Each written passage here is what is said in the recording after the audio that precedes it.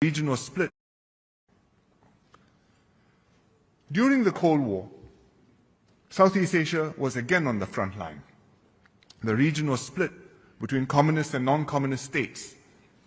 Vietnam became the battlefield for a proxy war between the two camps.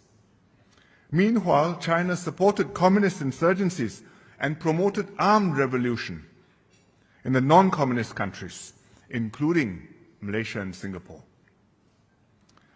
This was the backdrop when the 5 non-communist countries in Southeast Asia, Indonesia, Malaysia, Singapore, Philippines, Thailand, came together to form ASEAN in 1967. It was a remarkable act of statesmanship. Several of the partners had a recent history of conflict with one another, and the wounds had yet to heal fully. But with ASEAN, the 5 countries eschewed conflict and took the path of dialogue, cooperation, and friendship. We integrated into the world economy, linked up with the advanced countries, and thrived.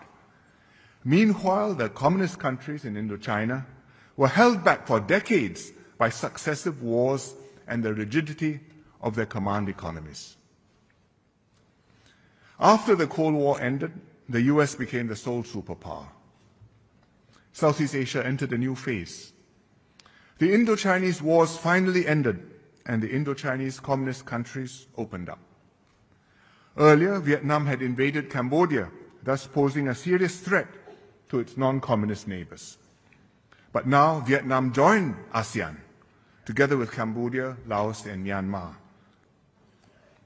During the Cold War, the Communist bloc sought to export communism to the world.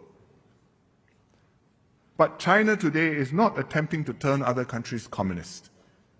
Indeed, it's often criticized for being too willing to do business with countries and leaders regardless of their reputation or standing, citing non-interference in the internal affairs of other countries.